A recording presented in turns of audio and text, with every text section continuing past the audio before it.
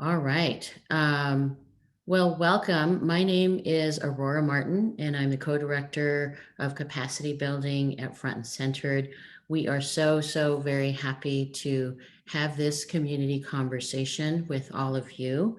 And before we get started, I did want to recognize and acknowledge that so many of us from all over the Pacific Northwest, as well as all over the country, are are dialing in virtually anyway from the ancestral lands of many indigenous peoples, tribes, ancestral tribal lands. And so here in the Pacific Northwest, we have beyond Washington State, we have over 50 um, tribes that are here in this region, and I wanted to pay respects and be very inclusive of our recognition and honoring the many different tribes who have been here before us as guests. I also wanted to take the time um, to do a few different introductions and some instructions so that all of our speakers are aware that we also have a Spanish interpreter here for a number of the different Spanish speaking participants. And so I will just do a simple reminder here that Boji Maheo is going to be serving as our interpreter. So just want to ask that folks be mindful of the pace as well. Again, my name is Aurora Martin, and I am honored to actually be part of this community conversation. We wanted to hold this community conversation on behalf of Front and Centered's coalition leadership. And we have four of our community council leaders who will be joining us today. I will be co-moderating with Garrett Gruen, the co-director of policy and programs.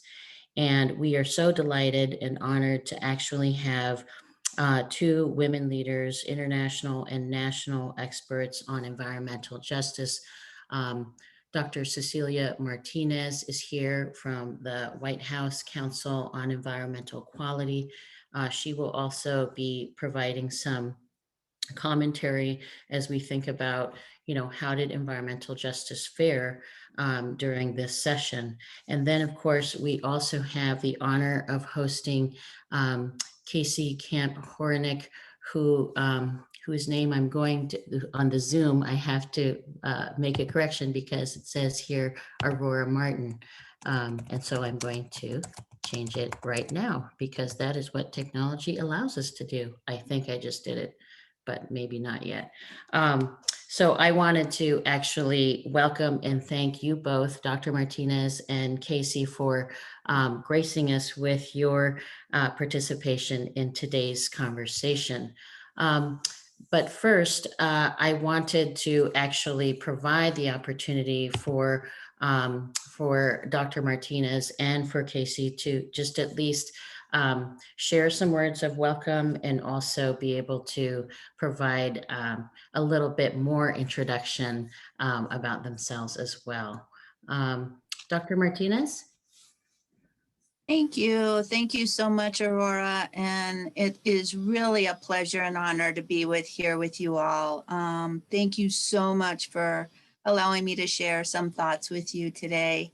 As Aurora mentioned, I occupy a brand new position at CEQ. It's called the Director for Environmental Justice. It's obviously a very historic position. And a position that I don't take lightly. I am very aware that this position is the result of decades of struggle and organizing among the environmental justice community to actually achieve this stature, that we have an environmental justice position within the executive offices of the president, and that can help to promote a whole of government approach to environmental justice is truly a momentous occasion. And in addition to that, as you all probably know, We have been able to stand up by executive order the first ever White House Environmental Justice Advisory Council, which has leadership from about 29 people from across the country, EJ elders, as well as younger folks, as well as EJ academics, to help guide and provide recommendations to the administration. So I think we have a huge tall order ahead of us, how to integrate environmental justice in the full federal family, but just as importantly, to make sure that any climate solutions, both mitigation and resilience, are actually impacting in a beneficial way our most vulnerable in the communities that have been impacted negatively over history. So it's really a pleasure to be here, and thank you so much for this opportunity to be with you. Thank you, Dr. Martinez. And Casey Camp-Horinek, would you like to provide some introductory remarks and a bit about yourself? Latia ishi with ke banka abadi mashte banka Oklahoma.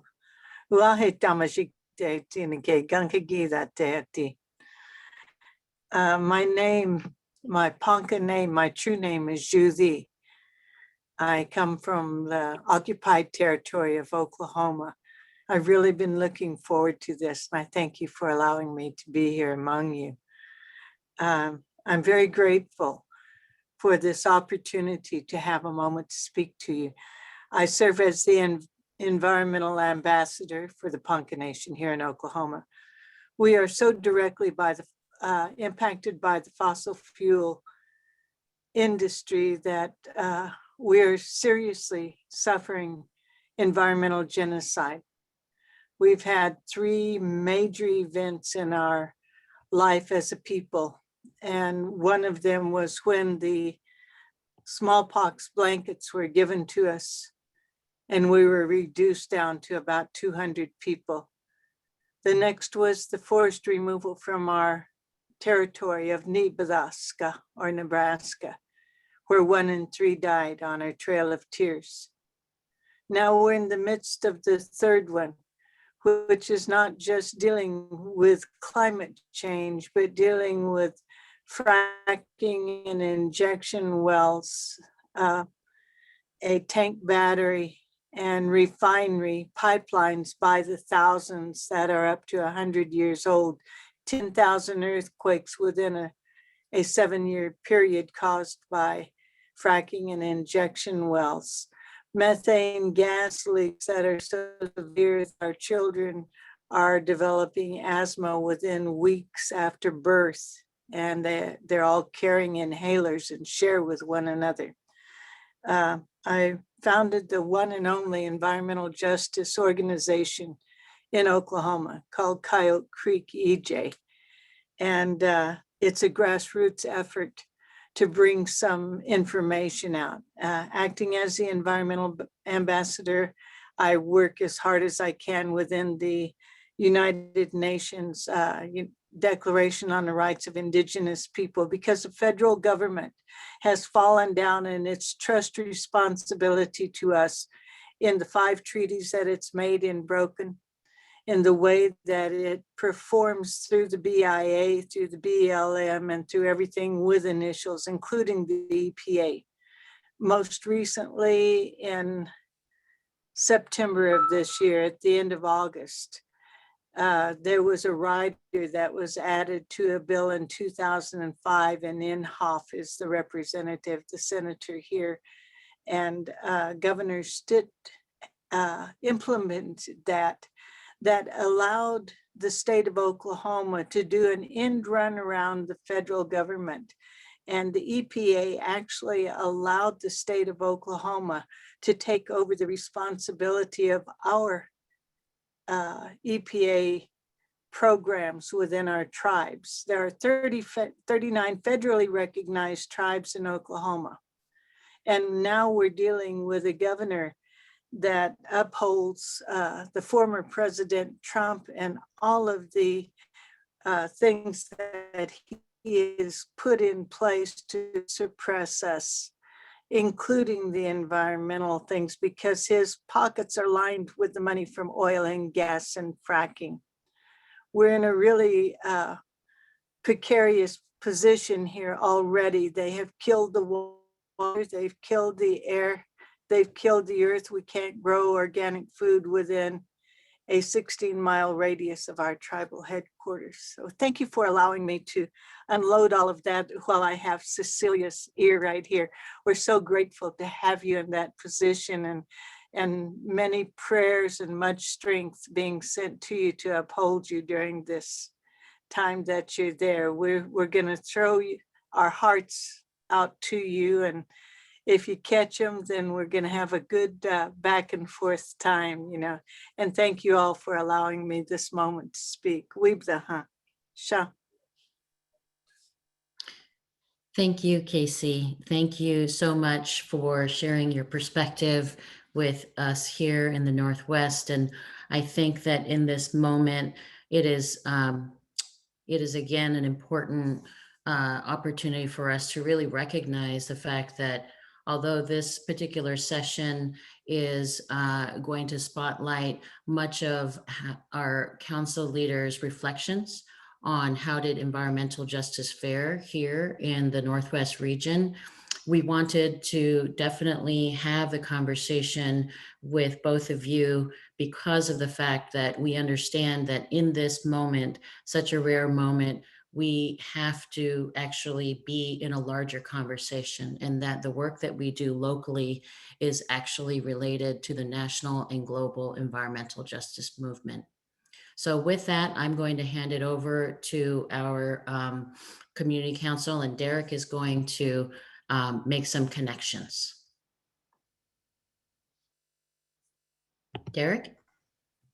Great, thanks, Aurora. And I think what we'll do maybe is just start with a brief intro to some of the things we'll be looking at this session, and ask a few of our council members to speak to those and introduce themselves kind of at the same time as we jump in. So, we entered this session, recognizing as our speakers just mentioned, this is a moment in time, and we are looking to, both make an impact now, but also keep our eye on the long term of the transition we need to make in our economy away from this extractive economy that Casey was describing towards this more regenerative vision, and that will have moments of setbacks and moments of victory, but staying focused on the long term.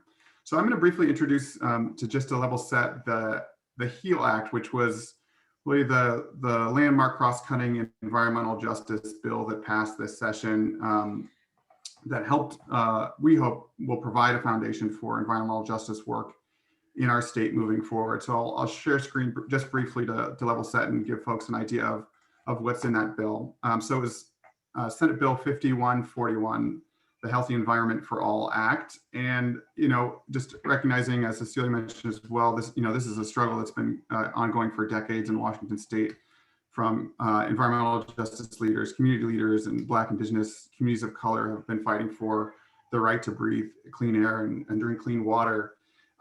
In more recent times, there have been efforts to push for an environmental justice council, like we've just seen at the federal level, at our state. And the origins of this kind of current iteration of the HEAL Act come from the Environmental Health Disparities Map, a project front and center at University of Washington and state and local agencies to help visualize something that community has always known, that it is not just the pollution that's concentrating in communities, but the layer of pollution on top of existing social and economic impacts that are affecting our community. And that to combat that, we need to also recognize and address that. So we supported a bill in 2019 to help start to explore that turned into a state task force that made recommendations at the end of last year. And this new Healthy Environment for All Act is just a much more comprehensive version that's responding to community needs and the community listening sessions that we held to accompany that task force, as well as the recommendations in the task force itself. The goal is really to incorporate environmental justice across our state's decision-making process, to improve accountability to communities, and to create consistent and accessible pathways for community to be in the decision-making process with government as they are closest to the problem and closest to the solution. And key elements are the bill is requiring agencies to include environmental justice in all their planning documents, in particular the strategic plans, which will flow down to the programmatic work, to be planning for equitable community engagement and participation, to be applying environmental justice into the budgeting process and funding decision, and to require assessments of environmental justice impacts and benefits on significant agency actions, such as rulemaking, request legislation, capital projects, and major investments.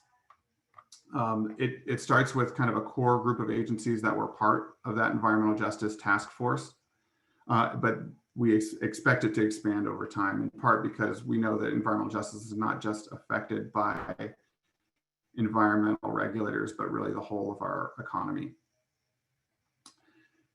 The other important element we make is this piece of a community council that is representative and accountable to communities most impacted, that has expertise on racial and economic justice in addition to environmental justice, and the linking of that to an interagency work group so that there is a connection between the communities impacted with the agencies that are doing the work, and making sure that's an iterative flow.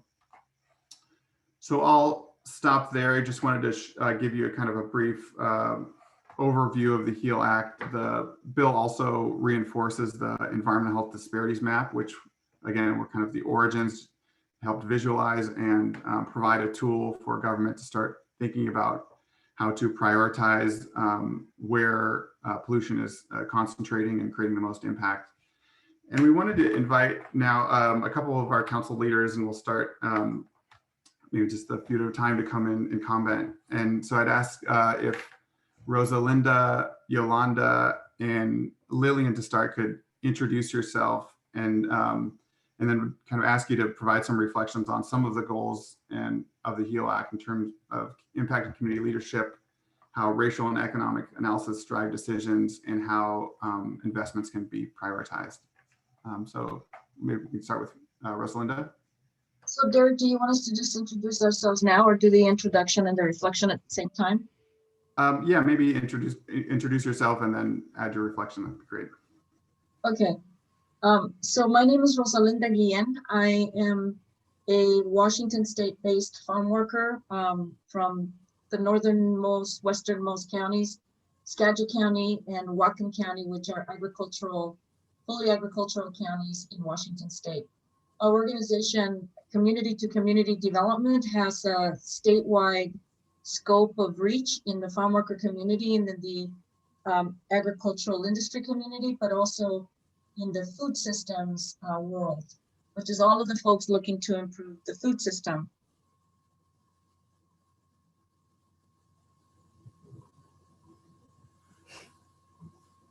Rosalinda, I think you muted on accident. You'll have to unmute again. Sorry, okay. I don't know where I was cut off, but our organization, Community to Community Development, en español, de comunidad a comunidad, is a farm worker-led, women-led organization in the state of Washington. And so we work in Whatcom and Skagit counties, but also have a statewide reach in the agricultural industry and in the farm worker community in general statewide. So we became involved specifically because of all of the outreach in developing the environmental justice mapping. And that's where farm workers became involved, and there has been a lot of work put into it. And I have to say that that's the baseline work for our communities in rural areas of Washington State getting involved. The fact that our experience, both at the moment and in the past, was being diagrammed in the way where you could actually look at a map and see where you were and what your economic well-being, or should we say lack of well-being, but also environmental damage was being done, and the fact that you live there. I want to also add to that our young people in ages from 8 years old to 20 and 21 became incredibly excited to say, and there was a summit that we had where the young people were saying, That's what we've been trying to say. That's what we've been trying to tell my parents. That's what we've been trying to tell the teachers about where we live and why we can't go to school sometimes and all of these things. So front and center is really a bottom-up organization that was developed by the founding organization. And as farm workers, we see it's very important to be part of an alliance with other organizations being led by people of color that understand that we're not only here to give quote unquote input to experts, but that we actually are the experts in our communities and what changes need to happen, especially in the governance component, which is what our organization, our vision for our alliance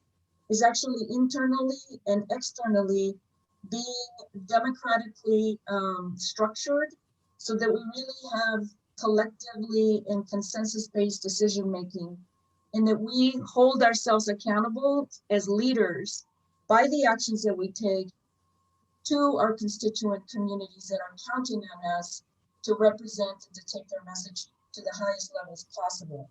That's why it's so important to have both of you here today. This message is very important for it to go out beyond where we are in front and center.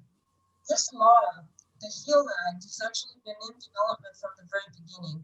It's gone through various processes and discussions, and the whole idea of having this codified into law in Washington State, but then EJ Council with representatives on it that are going to come back and involve our community is part of that participatory democracy model, that community to community development really is part of our organizing model from the bottom up. We have been an organization doing this work for over 17 years in the state of Washington. I wanted to mention that when the HEAL Act, that component of the timeline that Derek was talking about of the EJ Council, the task force that met for a year, I believe, or almost 2 years, that as farm workers, we had a representative. Tomás Madrigal, who was a PhD from a farm worker family, participated in that. But it's interesting to note that the Farm Bureau was also part of that EJ task force. Am I correct, Derek? The agricultural industry. So you can see how the intersectionality of environmental justice crosses so many issues and industries.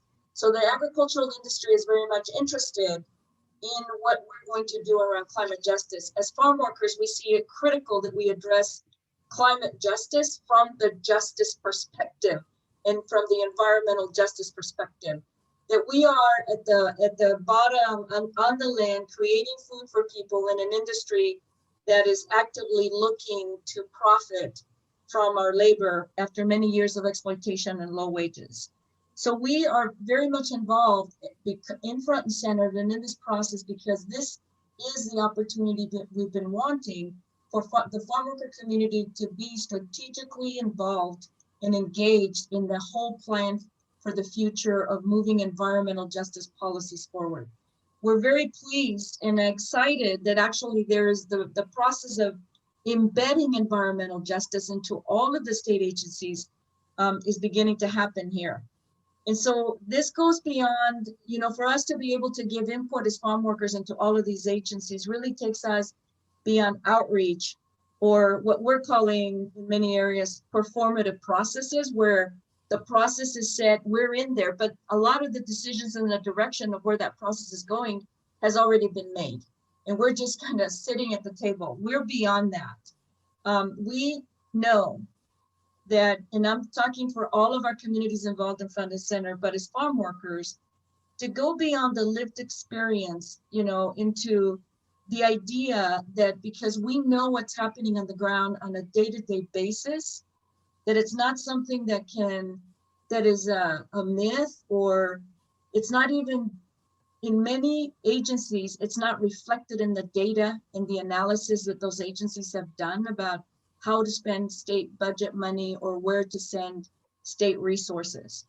But it's more than that. It's about profit making, like, from the oil companies and all these other places. We believe that being at that table is more than just having impacted community present. That it's not something that can be actions from a governmental perspective cannot be done effectively if we're not at the table. Because top-down policies have been implemented on environmental justice over and over again, and we have not benefited from that. And if you have us, let's get beyond impacted communities to the experts that can critically define the exploitation and oppression through environmental injustice, and be at the table with state agencies and budget money. That is what's going to lead to the innovation needed to really protect Mother Earth and look for new ways of moving forward with a just transition. So as farm workers in Washington State, we're ready for that. We have been ready. And thanks to Front and Centered and the staff and the policy of folks at Front and Centered, we have this opportunity now. And I just want to say that we're ready. We're ready to give it everything we've got, all of our experience, our time, and our effort to move this forward in the right way. Thank you very much for listening, everybody. So then, and Yolanda, would you like to jump in? Sure. My name is Yolanda Matthews. I'm the climate justice organizer at Puget Sound SAGE. And I'll be very brief, just speaking some words about the racial and economic analysis that drive the decisions. So this new law, the HEAL Act, it addresses the many different issues that may seem unrelated, but exist as a cumulative set of challenges for communities of color. Health and well-being, such as life expectancy and respiratory illnesses, clean air, economic opportunities, transportation options. These are issues that we experience as combined challenges that layer on top of each other. This law is the first that applies this understanding, the idea of cumulative impacts, through the use of the environmental health disparities map, which we led the development of with UW and agencies in 2018. The idea of using place-based data to inform actions on EJ or environmental justice is critical to the future of all environmental work, and not being blindly neutral to communities' experience, but proactive in focusing on where impacts are concentrated based on exposure to pollution, effect, and ability to respond. And I'll pass it on to Lillian to speak to the investments. Hey everyone, I'm Lillian Ballesteros, I use she, her pronouns. I'm with the Latino Community Fund of Washington State. Glad to be here with everyone. Wish we were able to be together in person. And for us, Latino Community Fund, you know, we've had team members be part of forming the HEAL Act and in those conversations for years. And we're a statewide organization. We've got our team members in the Puget Sound region, in King County, as well as in the Yakima and Tri-Cities communities. And I would just say, and I'll talk a little bit around the investment, but you know, for us, I think it's just so important, this conversation that is, we talk about environmental justice, but when we're talking to our families, we know we're talking about our health. We know we're talking about our economic justice. We know that we are talking about the impacts that COVID has had, not just in health and economic, but the impacts on our environment, the impacts on our bodies, on our families. I'll just share, you know, recently as the HEAL Act was passing, I actually was talking to my mom and she was telling me how they'd come in to where she lived to change out air filters, and said that the proximity, how close she was to the freeway, that the filter should have been changed years ago. And I think about that, and she didn't know, she didn't think of, she thought, oh my gosh, you know, this is what I'm supposed to live, right? And this idea of it's our family's health, really. And these investments are not just percentages, they are our lives, and they are the percentages to ensure that these bills don't just pass, but that they're implemented the way that they need to be. to actually reach our families. And I think one of the things that for me that stood out in front and centered is, right, like following up on that implementation, that it's not just these bills passing, we're advocating, but that we're actually following through on the implementation to make sure that the Environmental Justice Task Force, the investments that come with the HEAL Act, that they are not just in community, but they're actually led by our community. We have our families know the solutions, and that was built into something like the HEAL Act. So I'll just briefly touch on that. You know, it's been great to see, and we see it happening on the national level too, you know, aligned with the president's executive orders on environmental and climate justice. You know, the expenditure provisions acting as a filter over budgets and expenditures, and that 40% invested to communities most impacted. That's big. We were advocating a few months ago to try to get 10% in the King County budget to be allocated to our BIPOC grassroots community-led groups. We're asking for such small percentages. And I think this is such a great step to see that it's not just passing this bill, but that the investment is also there. And that's, I think for us, been something exciting to see that the HEAL Act includes those investments, that, you know, is mandating environmental justice, is mandating the percentages to actually go to communities. I think for us, we're looking and seeing that this is just going to have such a broad impact on not just environmental justice areas, but we know on so many things that are impacting our lives. You know, it is toxic sites, but it's also transportation, it's energy investments. And at the end of the day, it really is the community investments that are demanded and informed by our daily lives. So I'll I think pass it on to maybe Aurora, but I think that for us at Latino Community Fund and for Front and Centered, you know, being in community, so many incredible leaders that are demanding not just that these bills pass, but that the investment go along with them, and that the investment is actually informed and led by community voice. And that was the start of the HEAL Act. It was those community listening sessions. And I would say beyond listening, we are not just listening, we are acting, and we are taking action based on that. So just thank you for coming, and I'll pass it on to you, Aurora. Great, thank you. Thank you, Lillian. Thank you, Yolanda and Rosalinda, and for sharing your perspectives, because actually what we are so excited about with regard to the HEAL Act is that it has been a long time coming, but we believe that this is just the beginning, right? And that it is it's serving as a foundational section in law and policy for us to really not only have a voice and share our stories, but also to point to the evidence-based reasons as to why it is that resources and program regulations across different key agencies actually take into serious consideration and action the lived experiences and the 10-year life discrepancy, for example, between the Duwamish Valley and, say, North Seattle.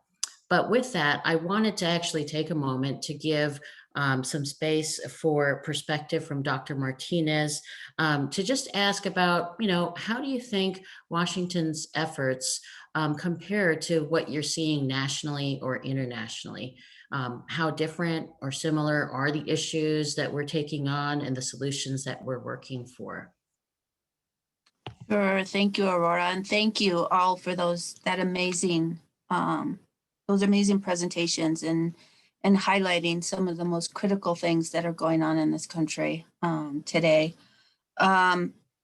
I would say that it's very interesting to hear work, because I think it very much aligns with what's going on nationally. And I'll name three things that came up in the presentations. One was obviously your council and your interagency working group that you are working on, and it very much mirrors what the mission and vision is at the federal level. And that can't be an accident, because let me just say, one of the things that we have to remember about the administration's ideas in environmental justice is then candidate Biden, not yet elected, held over, I think it was over 106 listening sessions with over 160 environmental justice groups from across the country, including Native groups and tribal groups. And so a lot of what you're seeing and the ideas that are being implemented now at the federal level actually came from community members and community leaders working on these issues directly. I think it's not an accident. Then we see parallels, right? That we see, for example, that there is a White House Environmental Justice Advisory Council that for the first time in this country is actually composed of people who are working in the environmental justice world. They are community leaders. They are the people where, you know, that's who that council is, as well as some of our trusted EJ researchers to help us think through some of these ideas. There's also established an interagency council, similar to your interagency working group. Now, there used to be an interagency working group that was convened by EPA, but now with this, what the administration has done is he's moved that to being convened by a White House office so that it also is elevated in stature and has the ear of the president directly and the White House directly. And also that, you know, that the membership of that interagency council be at a high level. So you will see that the interagency council, what we asked for representation from members across agency was at the deputy secretary level. You know, that's a very high level in the organizational chart of an agency. And the reason for that was to make sure that agencies knew at the highest level that this was a priority, and that as that council met, the planning and the engagement of those agencies would need to be followed through at the highest level. A second thing I heard from you was obviously the data and how important that is. You know, we are working on a climate and economic justice screening tool. You all know in developing your tool how complex that is, not only to find the right data, because oftentimes the data doesn't exist for the kinds of things that we want to measure and we want to understand. And so it's both finding the right data, propelling and making sure that we ask agencies to begin developing appropriate data sets, et cetera, to be able to capture the reality of what's happening on the ground. And lastly, what's really important, and I heard from you all, is actually ground truthing. Does the data really tell the story accurately of what's going on? Because, you know, data is important. We need it. We need to understand. But we also need to make sure that that data is valid to the realities of what's happening in the community. And we know, and I know, I mean, this is a field that I used to work in before I got to the White House, finding that right data, making sure that communities see it and tell us whether it's right, and what other ways of presenting the reality of what's going on in the community is important. Finding the biases in the data. Rosalinda, you know, and others that we, you know, that there has been a urban-rural discrepancy in terms of access of data. Our rural communities don't have the same level of data that urban does. And even within urban, there's a discrepancy in terms of the types of data that are available. Air monitoring stations don't necessarily capture the air quality in our communities, all of those things. So that's really important. And then lastly, I would just say that what I heard about the investment benefits, absolutely. I mean, that is a top priority right now. How do you implement 40% of investment benefits to our communities across agencies, given the wide range of funding schemes that are at the federal level? There's grants, there's loan programs, right? There's community and technical assistance programs. There's formula grants. There's just a whole range of different types of funding.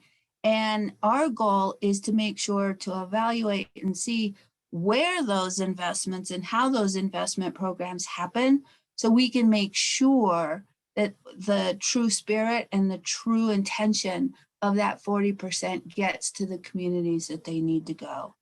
So I'll stop there because those were the three highlights that I heard from you all. Great. Well, thank you so much, Dr. Martinez. I did want to also note that Casey Camp-Horinek sent a note that she had to actually get to just another webinar, so she sends her apologies. She did want me to pass on her contact information to you, particularly Dr. Martinez, and also wanted to share with others that we will be hosting Casey Camp-Horinek again in later conversations this year, as she'll be participating in our annual member summit as well. Wanted to do a special shout out on the fact that we will be learning from her about her international efforts with regard to the rights of nature that she has taken on and amplified the relationship between people and planet. So stay tuned for more later in the year on that.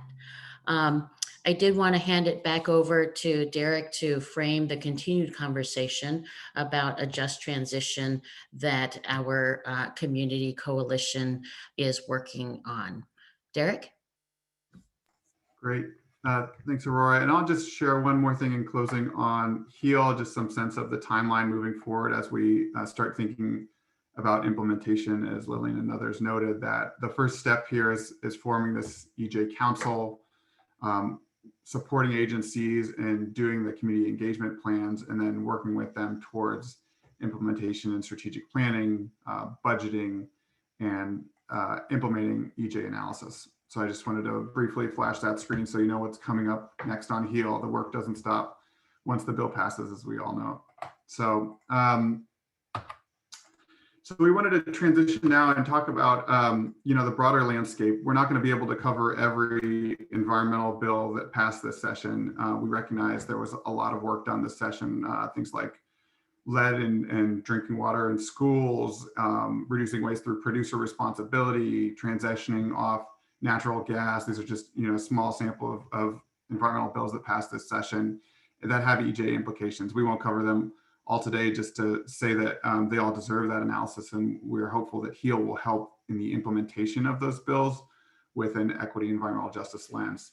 But it's also not just the bills that go through the environment committees that we're watching or that care about at front and center. It's also the bills that affect the economic and the health of our communities that aren't traditionally considered environment.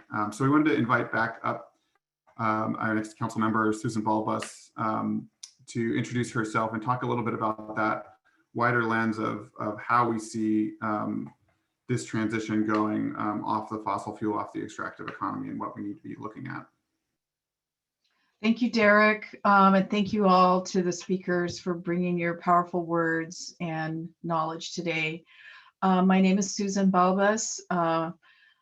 My father brought us to the Northwest in the 60s, yes, the 60s, from the Central Valley of California. My people are from the Cherokee Nation, as well as the Yaqui Nation of Mexico, and from mixed European background as well. I'm the executive director of Na'a Fund. That is Mother Earth in the Chinook Wawa language of the Great Pacific Northwest region. We are an intertribal environmental justice organization and philanthropic fund run by Native women. And we serve the whole Pacific Northwest region based in the Seattle area. So thank you today for listening. I wanted to talk a little bit about just transition because I think it's important to, yes, we do our policy work through front and centered, our policy advocacy, but in our organizations, we really help to fuel a just transition and a just recovery from the pandemic, which has shed the light on all of the infrastructural disparities within our low income and communities of color, and especially in tribal communities. So we know that the biggest sectors of this economy that we humans have created, the sectors that pollute the most are transportation, energy, buildings, and the global industrial food system. And they feed each other, right? But merely looking at and analyzing these problems of industrial pollution don't tell us how we actually make the transition to a different kind of economy that many of us feel trapped in, let alone how we make it just, one that is equitable and one that recognizes that overburdened communities, people who are on the front lines, such as workers and people living close to these polluting industries, can properly and fairly make the change to a clean and more sustainable economy that works for all of us, right? So we believe we can make the just transition. We can do it, but it requires acting on all fronts. First, stopping the harm, putting an end to extraction, digging, transporting, dumping, and burning toxic substances like fossil fuels that are breaking down Mother Earth's natural regenerative systems and producing toxins that enter the water and the bodies of all our relations. As demonstrated by the environmental health disparities map that Derek discussed earlier, at least for the state of Washington. I would love to see that throughout the whole region and beyond. Cecilia, thank you. Building new or returning to traditional models of meeting community needs, because really that's what our economy is for.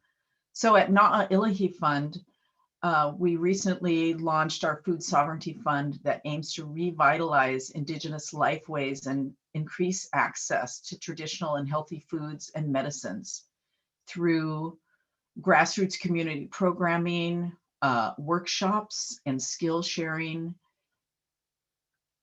And then next, our next fund that's coming out will be Green Infrastructure. And that'll look to fund traditional and innovative solutions to renewable energy, clean waterways, and buildings, and some other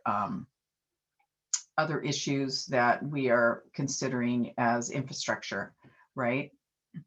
So by divesting from fossil fuel economy, stop subsidizing fossil fuel corporations, please, and their extractive activities, especially on public lands, as this further displaces us from access to places to live, grow food, and practice our life ways. Investing in community land stewardship, that is something that we are really focusing on. Community scale energy systems, like distributed energy, transportation systems, and like increasing safety in walking or taking the bus, and regenerative production systems like food sovereignty. So part of that happens through things like the HEAL Act, making equity part of everything that we do in the environment in Washington State. We hope it can serve as a model for others, but it requires building an economy that looks very different,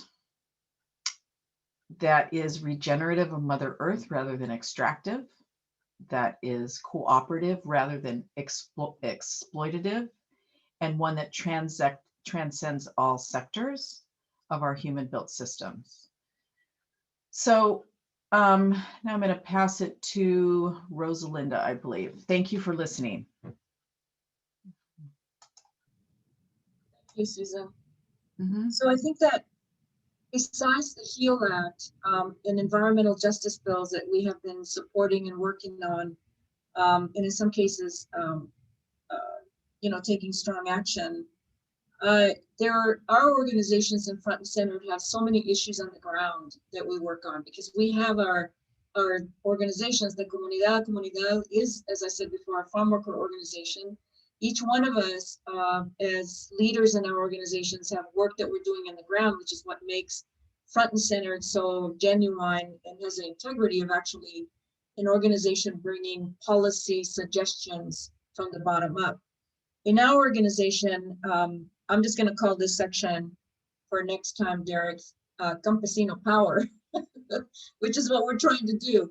Campesinos, as you know, is farm workers in Spanish, and that's exactly what our organization is focused on, is actually bringing the voices of farm workers, not just the voices, but changing the economic structure that has kept us in generational poverty in Washington State. So as of right now, as of 2014 in Washington State, you may not know this, Cecilia, but there are 2 independent farm worker unions in the state of Washington that are being led by farm workers themselves. Familias Unidas por la Justicia, which is in Whatcom and Skagit counties.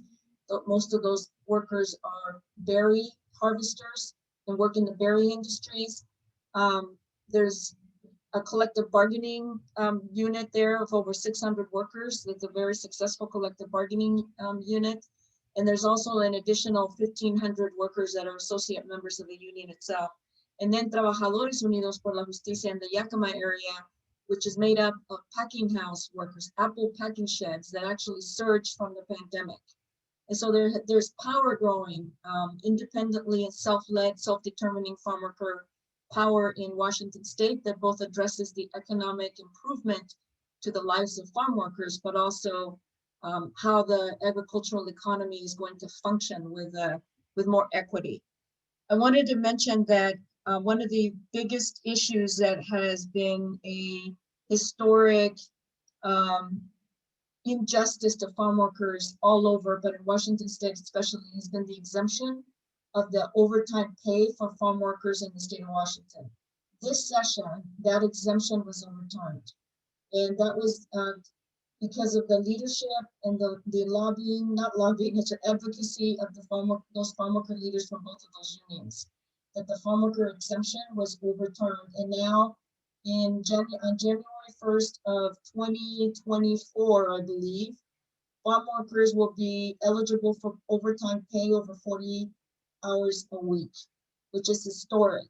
And so, you know, besides the overtime exemption, Community to Community is an active leader in the Agricultural Seasonal Workers Services Advisory Committee, and we have been key and central to the development of emergency worker protection rules during the pandemic, and also post the pandemic, of how farm workers will be protected in the workplace.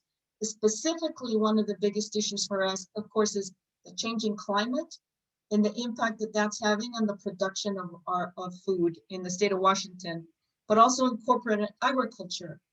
Apples is a big export crop that makes a lot of money for the state, but the farm workers do not receive the benefits commensurate with the profit that large corporate agricultural producers make. So there's a lot of work that we're still doing in the state of Washington around policy, worker protection rules, and then also beginning to address through the HEAL Act, the environmental cost of climate change and how we're going to protect farm workers. Thank you. I think we're gonna move it on to Lillian or even Rich if he has joined. Just to interject, Rosalinda, I wanted to make sure, I know that Dr. Martinez, you may have another appointment also that you have to get to. So I wanted to just create some space for you, Dr. Martinez, to provide any kind of other insight you'd like to share. There was definitely a question about from the audience. There's a lot of different questions, but one of them had to do with, you know, how do we actually, because this is such a unique opportunity and your leadership there, really illuminating the importance of environmental justice and voices like our community council, how do we actually, if we have the data, for example, and the lived experience stories, how do we actually elevate and get the data and the stories to a point of influence for policymakers? Particularly now that there is a national effort. Oh, you're in mute.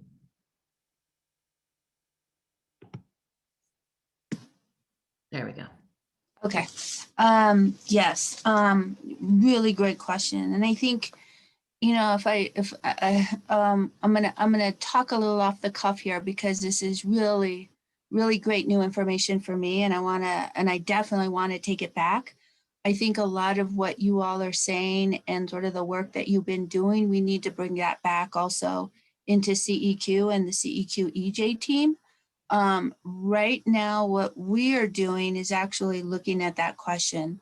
So when we're looking at this screening tool, not only what is the right types of data, what new data needs to happen, but also how are we using this tool to require agencies to be accountable to both, you know, their agency mission, but also these 40% investments.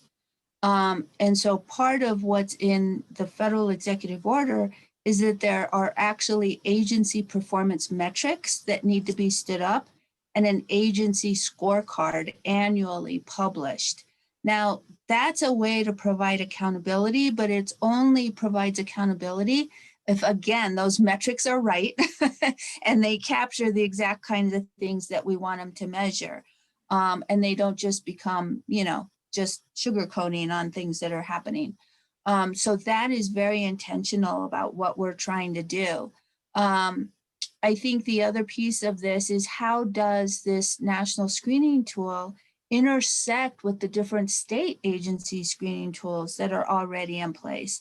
Like, how can we have them handshake with each other, so to speak, if we can help them handshake with each other? But how do we create these partnerships with folks like yourself at the state level, but also your state government, to make sure that we constantly are improving on that data?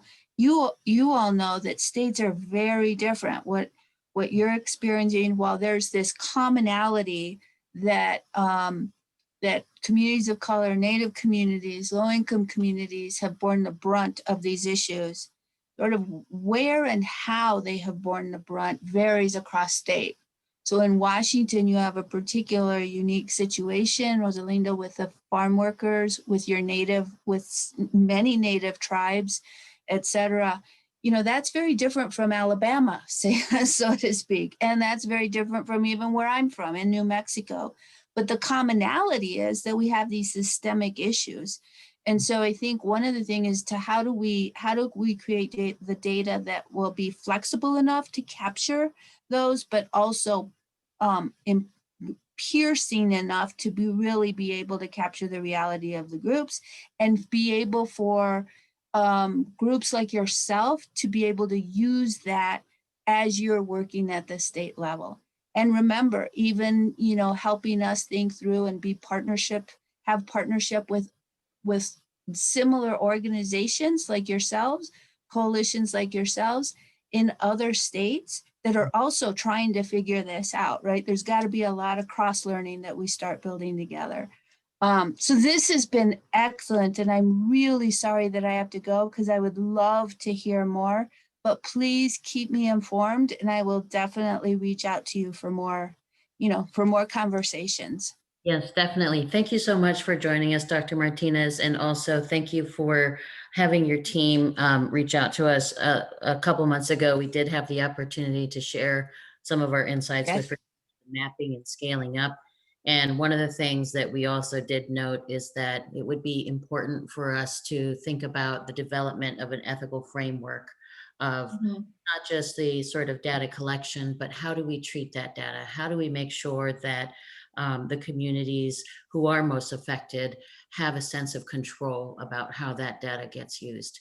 So we are looking forward to continued conversation, and thank you so much for joining us on a Friday. Thank you. You all take care. Have a great weekend. You too. And now we're going to turn back over to Derek to pass it on to our other community council members as well. Thanks, Aurora, and thanks all that can continue to join us. We're going to go a little bit past the hour, probably another 15 minutes or so for those that are wondering around timing.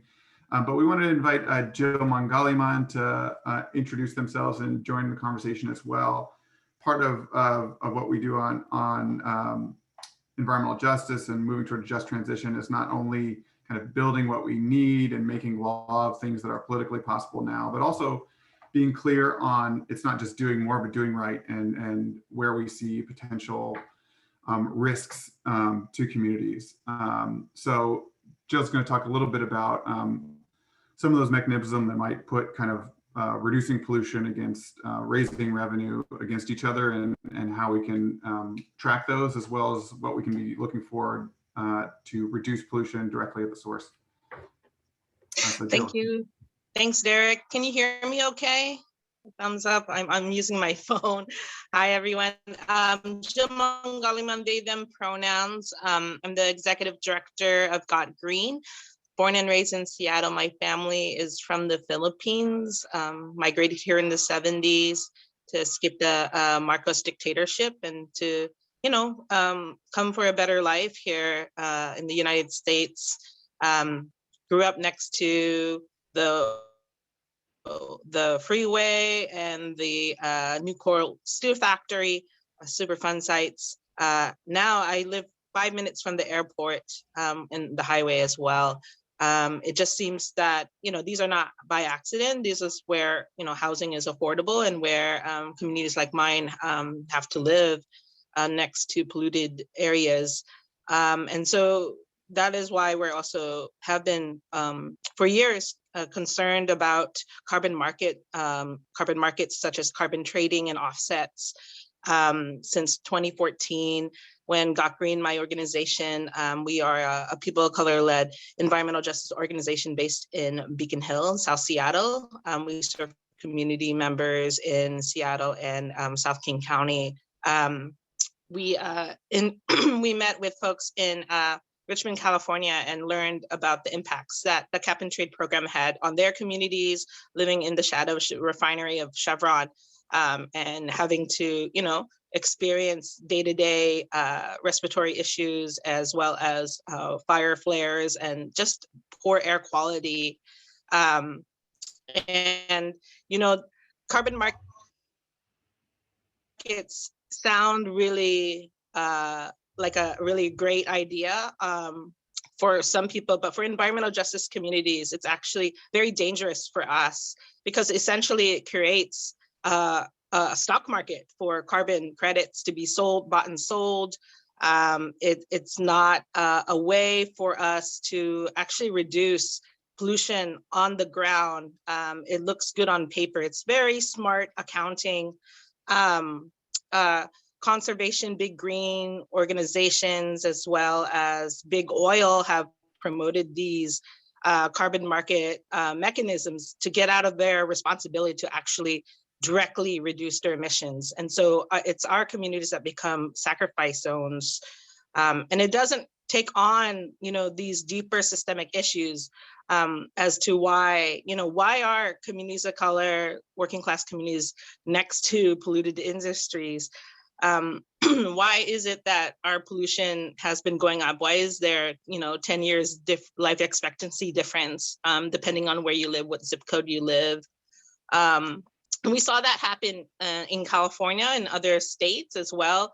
Comprehensive studies such as the recent study by the Carbon Plan has found massive failures in the California offset market, where over $1 billion were spent. So, even though this system is being sold as a climate solution, we know it has failed in at least with attempts in reducing pollution and the promises that we were told.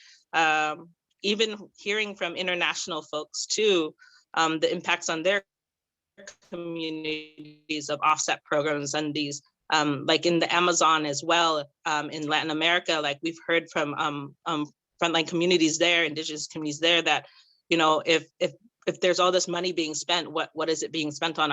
Our people are being displaced and our forests are being burned down. So this is a very corrupted system.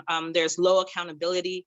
In fact, in Washington, they wouldn't be able to review it in 2020 until 2027. And so until then, we don't, we're gambling with our lives. And so, allowances and offsets may raise revenue, may raise monies, but we can't, there's no guarantee for effectiveness. And people really, have been telling us, oh, we're not going to bust a cap. There's going to be, there's going to be protections for our communities. But, the writing is on the wall that this is really for business as usual, for big oil, to make money, to make revenue. And again, that is the least of concerns of like communities like mine who are just trying to live our lives and be healthy. As a person who's lost neighbors and lost both of my parents to health issues, and under this COVID pandemic, we can't risk any more people's lives. We actually need to really change the system and not promote more profit over people, keep the fossil fuels in the ground. And if we are going to tackle the issue of climate change, we really do need to reduce our emissions, starting in the places that are the most vulnerable, the most polluted, and to really fight for actual environmental justice, not things that look good on paper. And so, yeah, I want to make sure that folks understand that carbon markets are dangerous. And, you know, there's a strong possibility that this will grow, like these ideas, these very, very environmental injustice ideas are being promoted in other states, also nationally, and environmental justice communities have been fighting these for years. And so I ask that people listen to us, because no good can come from it. Thank you. Thanks, Jill. And I think as part of that, you know, as what was Jill was saying, is we do want to really focus on how do we get to those emissions reductions directly at the source? How do we get to not covering kind of reviews of air quality after the fact, and then, but really putting that at the front of our approach to addressing climate change is starting with improvements in reducing emissions and improving health where it's most impacted. And often this kind of the simplest solution is going to be the most effective. So that's what we'll continue to advocate for, and looking at, you know, the opportunities that come up to get that done and get that direct emissions reduction done. So we wanted to just make sure kind of if there's others from, I think we have members from our policy committee on as well, and other members from Edgar and Dory and Sidonia's on, and others that want to just provide any other context to this. I think you'd have to unmute, but in thinking about the question of where we are in this moment, in this unique position, you know, we clearly made some good progress this session. We've also seen some potential setbacks that we need to continue to educate on, and just any thoughts of your hopes for the future and where we should be going from here. So we'll just open that up to the council, others on the policy committee, or in our membership that want to weigh in. Right, and I also wanted to note that we did have a number of questions from the audience that we have not forgotten, but making space here for what you just asked.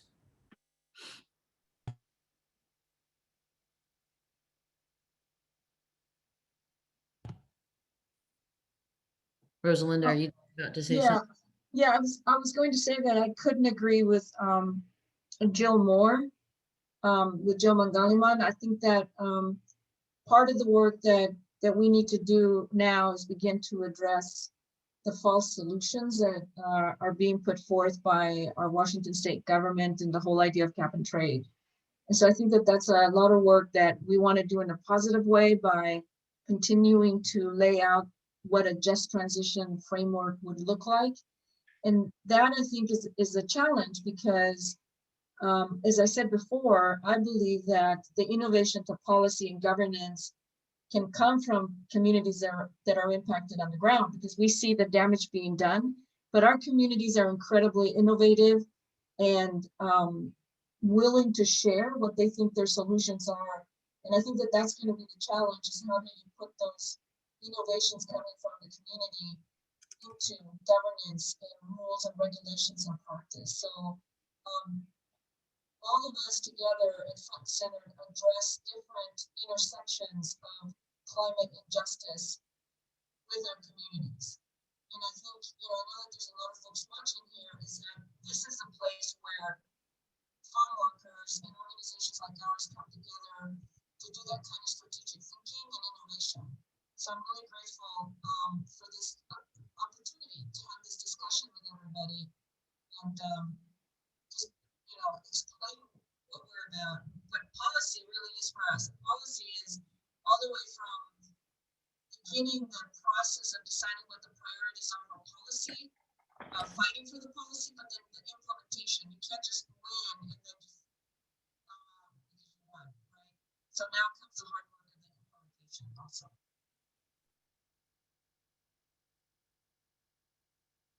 Was there anyone else from the policy committee or council who wanted to also share some thoughts before we kind of raise up some questions, which I think the answers are going to be longer than what we have time for. This is Edgar. Sorry, I'm late, but Yeah. I caught a little bit about what Jill was saying, and I think as far as policy and what comes next, I know one thing that's on my mind, and it's something maybe worth looking into, is that the COP26 is going to happen this year in Glasgow, and we always know that a lot of what Washington or what the states do, or happens at the COP and how much of an influence it has. That's something maybe keeping an eye on or getting engaged somehow, getting in those conversations early to see what's going to happen. I know, that's where all the funders go, all the companies go, the fossil fuel companies go. Say a little bit more on that, Edgar, on what that stands for. Oh, the COP is the Conference of Parties. Mhm. This is part of the United Nations, the CCC, and I don't remember really the Council on Climate Change, something like that. Mhm. But it's like the official meeting place for the UN to discuss climate and policy and what are the nations gonna do. So there was an important one in 2015, the COP21, which in our opinion really laid the groundwork for globalizing a market system. And then now I think with what happened here in Washington, and it'd be worth listening to see what's coming down the line, especially it's also a meeting of a convergent space for a lot of movement people, labor folks, and community organizations there to try to engage and propose an alternative.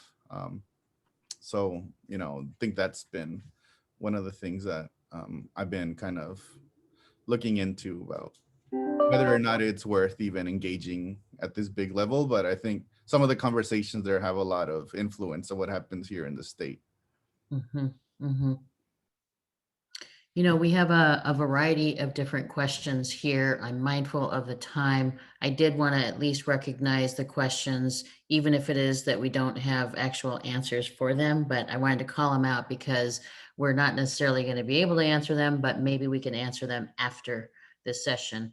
There were a few questions that are related to what the coalition's position is with regard to the dams, with regard to the LNG plant on Puyallup land. There's definitely some concern about the different tables that environmental justice community groups are involved in, and also the different tables that are available and not so available to Native American groups and tribes as well. And so these are very big questions I wanted to actually recognize and put out there. I don't have answers to them at this moment, and I know that we'll have to be thinking a lot about this.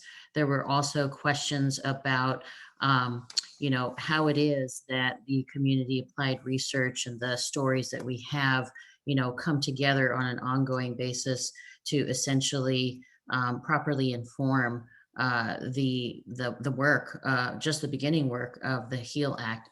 There's a particular question here as well about how it is that we can ensure that the HEAL Act is used as originally intended, and how that might intersect with other things like the Climate Commitment Act.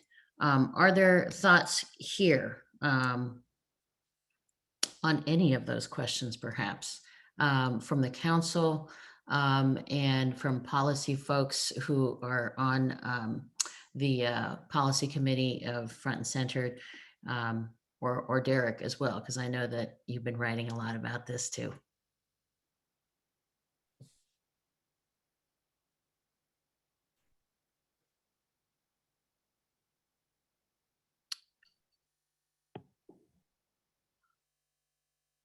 I'm going to take that sort of silent Okay.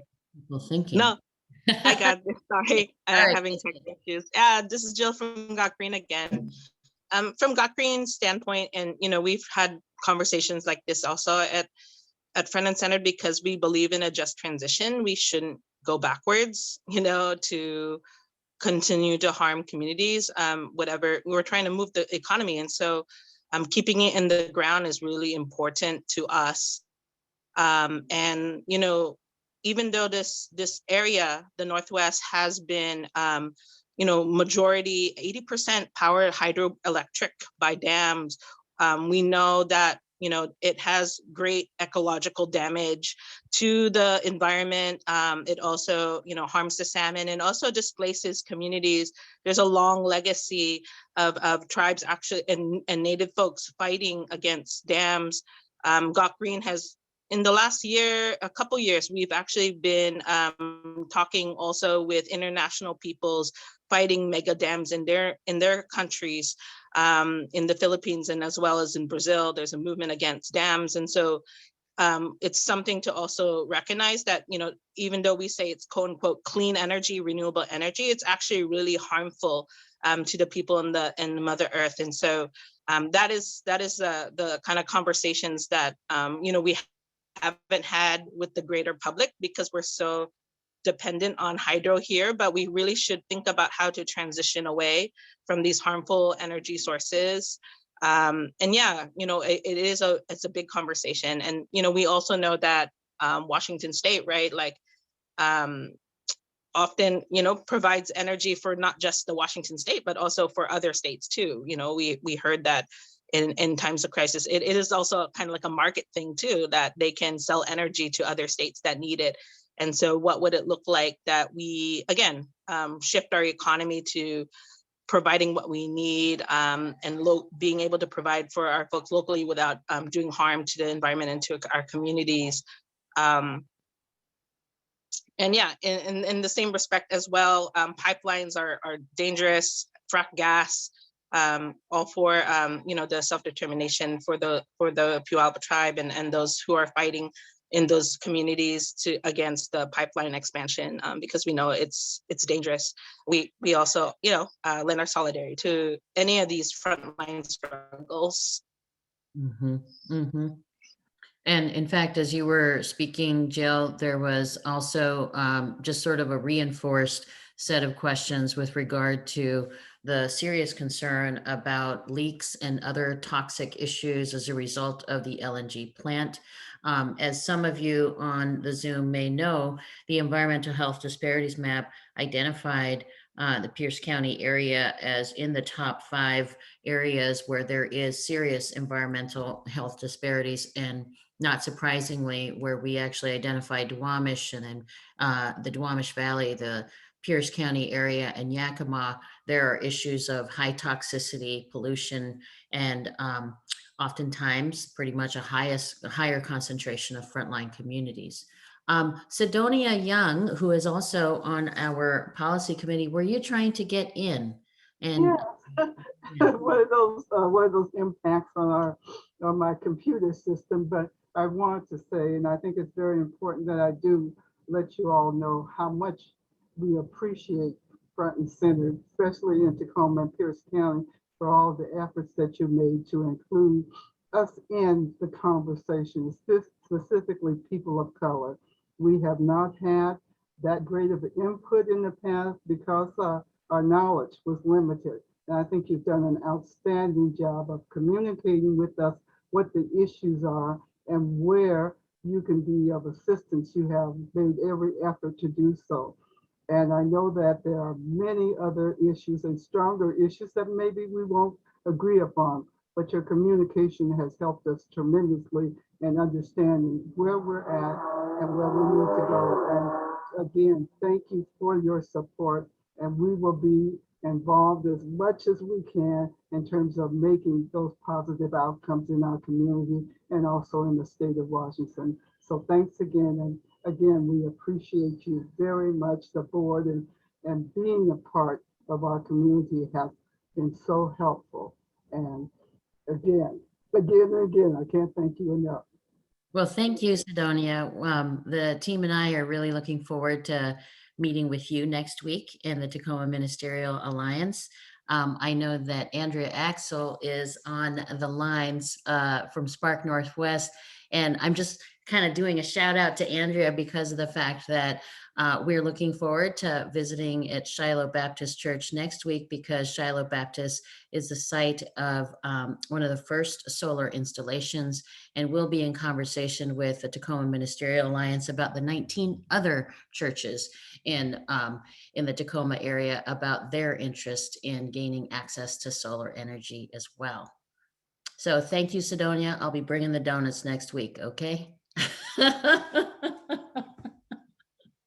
So I am mindful of the time, and it is just about noon. I think people's stomachs are probably grumbling, and I want to thank everybody for being here with us in conversation, in community, to just reflect upon how did environmental justice fare this legislative session, but beyond the legislative session into the future. We're hoping that the Front and Center Coalition can work together with all of you. Looking forward to it. And for those who have missed this conversation, it is recorded and will be available on our website, and we will share with others as well. Stay tuned for more information. I feel like I'm on the TV or radio, but because we have been a little bit too often. Next week on Monday, we have a monumental moment of a bill signing in the Duwamish area. Of the HEAL Act. So looking forward to that. We'll see posts socially and all that. Some of you already have RSVP'd. So check it out on our social if you want to get involved. We will have food available too by the wonderful, wonderful food truck Off the Res. I will probably have 5 of their dishes. So any other last sort of parting, closing words of wisdom from our council members or Derek, if I've left anything out?